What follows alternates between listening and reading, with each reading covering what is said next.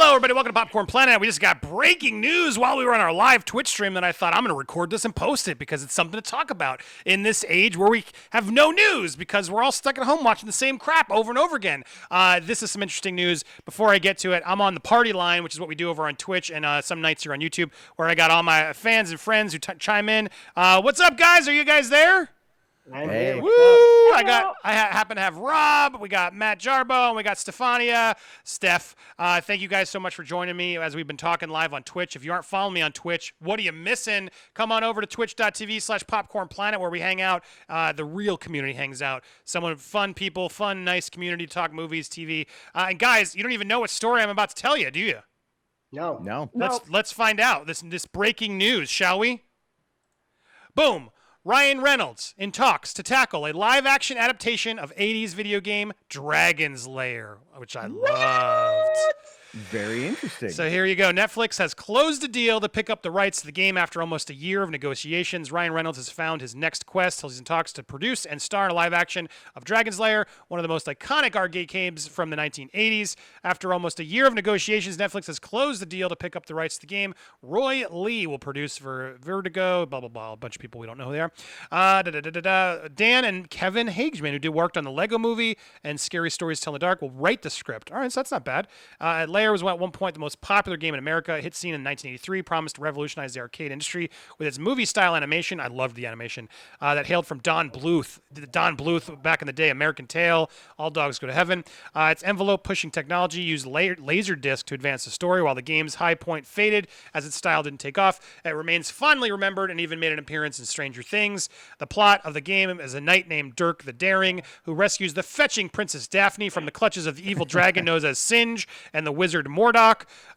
Lee was also producer in Chapter 2 and Dr. Sleep, which I love Dr. Sleep. Anyway, they're currently showrunners on the Nickelodeon Star Trek. Nickelodeon has a Star Trek animated series? Yeah, that's coming. What? Oh, how did I miss that one? That's crazy. I guess that, yeah, Paramount, Viacom, it's all in the same family. They also wrote the upcoming Croods 2, which features Reynolds as one of the stars. I also didn't know that. It's the third project for Netflix for Ryan Reynolds after Six Underground and then upcoming Red Notice. And then obviously Free Guy, who knows if that's going to get delayed, but that's supposed to open in July. Could still, it's still open there, but could get postponed. And he's also just finished The Hitman's Wife's Bodyguard, stupid title, with Sam Jackson. And then there we go. So there we go. Guys, what do you think? Am I the only one who remembers Dragon Lair? Who here on the party line knows Dragon Lair? I love Dragon Lair. No. I played that in the arcade when I was like 5 or 6 with my cousin. There was an arcade in Dallas it's probably closed down right now called the Side Arcade. They had Dragon's Lair 1, 2, and Space Ace, like all right there together. Free play. It was amazing. I have it on my Nintendo Switch. Thanks to the people that ported it over, and it works flawlessly, and it's amazing. I think this would be great if they did, if it does well, hopefully they can do Dragon's Lair 2 and then do Space Ace.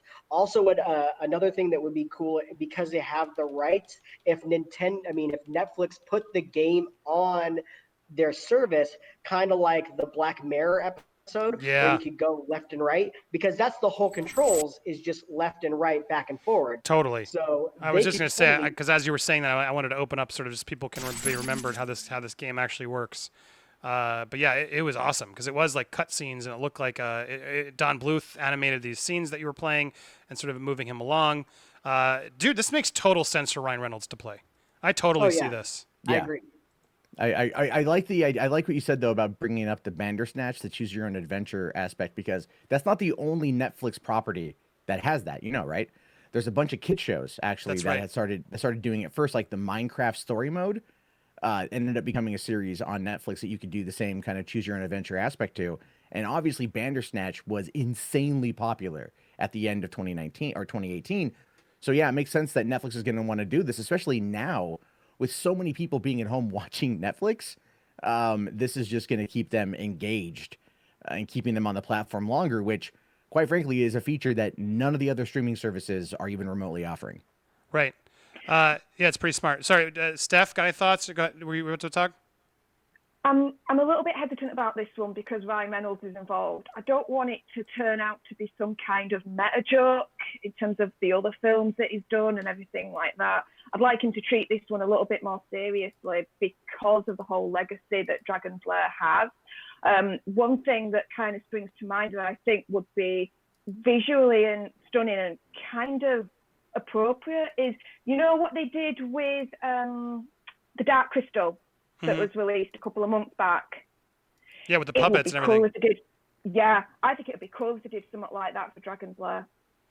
Yeah, I mean, I'm with you. At the same time, I really like the original style. Like that Don Bluth looks so cool. But yeah, how you're right though. How do you got to create these CGI creatures? If you could sort of use the Henson factory to sort of bring in the Dark Crystal look for some of them, absolutely. It'll be interesting what they do. But look, I think that's interesting you say because I remember this sort of being comical. He's sort of a goofball in a way.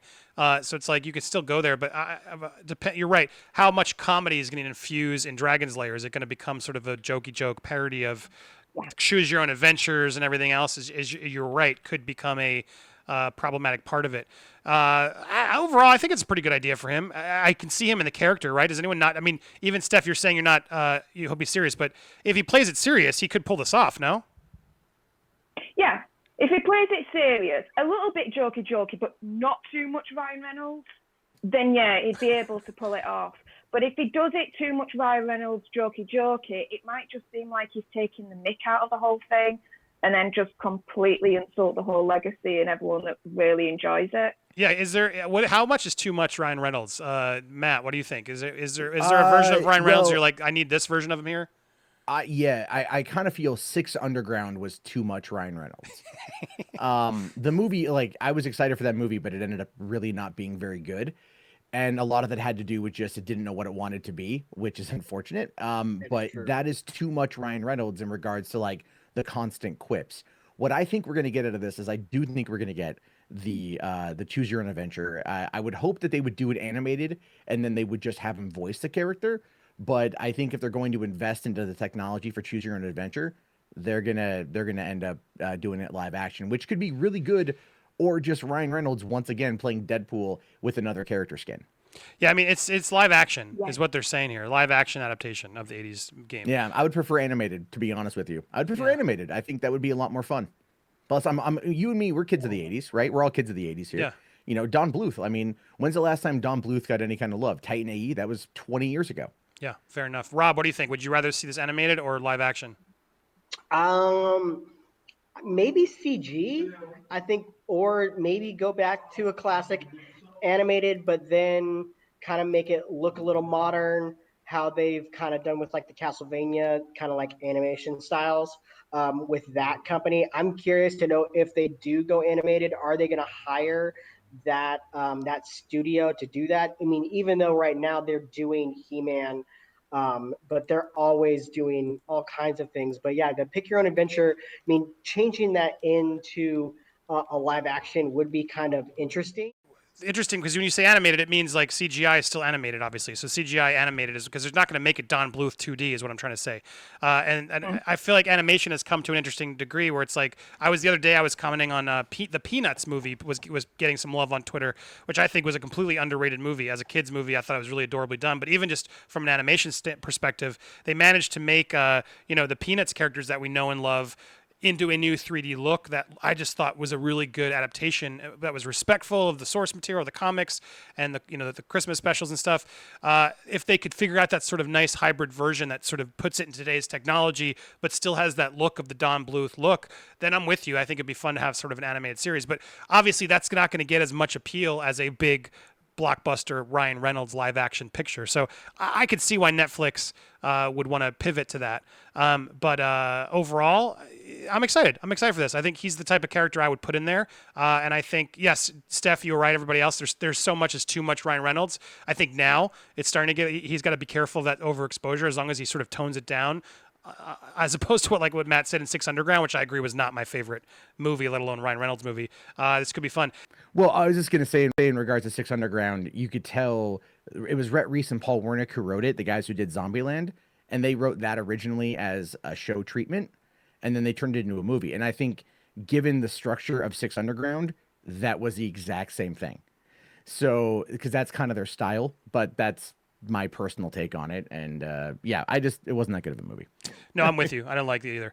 But anyway, there we go. Interesting story from Netflix. Glad we could break that here on the stream. If you guys haven't been watching over on Twitch, I just started over there, twitch.tv/PopcornPlanet. You can go follow or hit me up on Twitter. I'll always have the link there. Just substitute Twitch instead of YouTube, twitch.tv/PopcornPlanet. And you can see our streams over there. We're trying to build up a community because YouTube doesn't always send you my videos. And I want to get discovered by new people so we can build this fun new place that we're at. Thanks, everybody who tuned in real quick. Oh, so there, I'm still some kinks I'm working out. Matt Jarbo, you can find him over at $3 Theater on YouTube. Thank you for coming, Matt. Rob, anywhere you want to quickly plug? I'm over here on Twitch as well, OHB, where I'm going to be streaming a lot of video game stuff. I'm working with Fandom Wire on getting more of our video game content and video game news up to date. So I got a few stories from yesterday. Yeah, plenty of places they can check you. I love it. And then Steph, anything you want to say? Just plug or send people to? No, Nuke the Fridge later on today is doing the Bloodshot stream, so I'm gonna probably have my eyeballs on that. So good plug. If anyone's still around, go over to Nuke the Fridge and let's help Lewis out as well and get this going. Well, yeah, I'm going to try and be there myself. Good job. She is a good moderator helping plug our family. Bloodshot screening on Nuke the Fridge with Lewis over at Nerd Report. Should be a lot of fun. And thank you. I got Steve. I think it was Steven who sent the Cash App. Thank you so much for sending that over. I got your Steven. Thank you for that support as we were going live.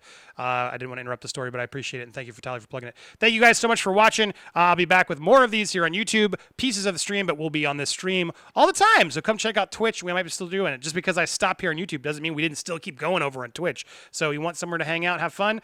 Now you know where to go. Peace out, YouTube.